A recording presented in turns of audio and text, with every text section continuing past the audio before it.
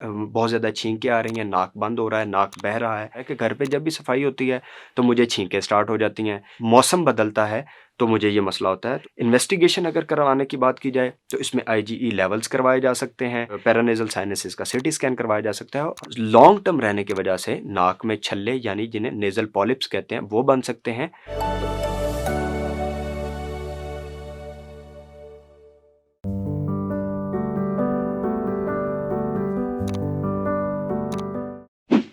अस्सलाम वालेकुम, मेरा नाम डॉक्टर ज़ीशान है। आज हम बात करेंगे एलर्जिक राइनाइटिस यानी नाक की एलर्जी की।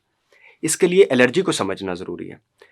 जब भी कोई फॉरेन पार्टिकल या फॉरेन बॉडी हमारे जिस्म में दाखिल होती है तो हमारा जिस्म उसके खिलाफ रिस्पॉन्ड करता है, जो कि एक नॉर्मल डिफेंस मैकेनिज्म है। इसमें अगर बाज़ औक़ात किसी ख़ास पार्टिकल, वो खुराक का ज़र्रा भी हो सकता है, दवाई का भी, या एटमॉस्फेयर का कोई भी ज़र्रा, उसके खिलाफ बॉडी क्या करती है, उसके खिलाफ हाइपर रिस्पॉन्सिवनेस शो करती है, जिसको टेक्निकल टर्म में एलर्जी कहा जाता है।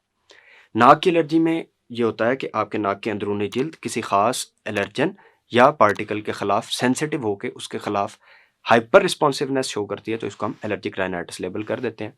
मरीज़ हमारे पास आते हैं कि जी मुझे छींक का बहुत ज़्यादा छींकें आ रही हैं, नाक बंद हो रहा है, नाक बह रहा है, और जिस्म में थकान की कंप्लेन, और इसके साथ साथ कई दफ़ा हल्का बुखार भी होने लगता है। तो ऐसे केसेस को हम क्लिनिकली और उसकी पेशेंट की हिस्ट्री के साथ कोरिलेट करके एलर्जिक राइनाइटिस के तौर पर लेबल कर सकते हैं। हिस्ट्री को हम इस तरह से कोरिलेट करेंगे कि बहुत दफ़ा मरीज़ ये बात मेंशन करता है कि घर पे जब भी सफाई होती है तो मुझे छींकें स्टार्ट हो जाती हैं। घर पे पेंट हो रहा हो किसी भी जगह पे तो मुझे इससे छींकें या ये एलर्जी वगैरह स्टार्ट हो जाती है।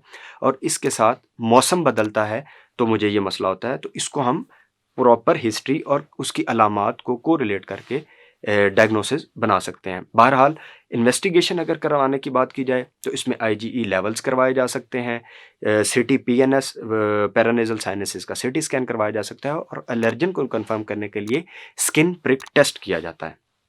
इसका डायग्नोसिस इसलिए भी ज़रूरी है कि ये एलर्जी अगर लॉन्ग टर्म के लिए रहती है तो नेज़ल ब्लॉक, जैसे मैंने बताया, एक कंप्लेन है, तो उसकी वजह से आपको सोने में दिक्कत आएगी। सोने में दिक्कत आने से अल्टीमेटली ये कॉम्प्लिकेट करके स्लीप एपनिया का इशू भी करवा सकता है।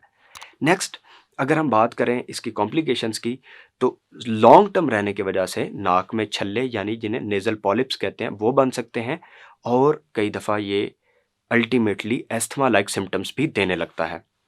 मैनेजमेंट के पॉइंट ऑफ व्यू से अगर देखा जाए तो इसमें सबसे अहम चीज़ है identify and avoid the allergen. Allergen को शनाख्त करें उसकी, और उसको अवॉइड करें। जैसे अगर घर पे डस्टिंग हो रही है तो कोशिश कीजिए कि गीले कपड़े से डस्टिंग की जाए, जिससे डस्ट का उड़ने का चांस और फिर अल्टीमेटली नाक में जाने का चांस कम हो जाएगा।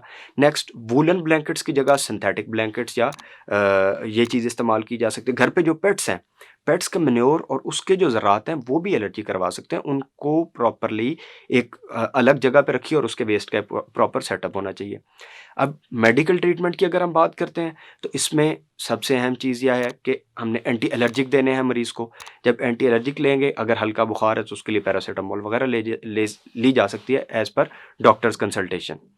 Next is nasal decongestant. नाक को खोलने के लिए, अगर नाक बंद है तो उसके लिए स्प्रेज मौजूद होते हैं जिनको प्रॉपरली यूज़ किया जा सकता है, और इन्फ्लेमेशन और एलर्जी को कम करने के लिए, इन दोनों को कम करने के लिए स्टीरॉयड स्प्रेज भी इस्तेमाल किए जा सकते हैं।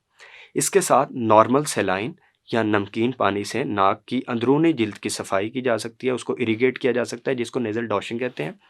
एंड इसके साथ साथ हम अगर बहुत ज़्यादा ये इशू कर रहा हो और बाज़ मरीज़ों में इस सारे मामले को अवॉइड करने के लिए वैक्सीनेशन को भी कंसीडर किया जा सकता है।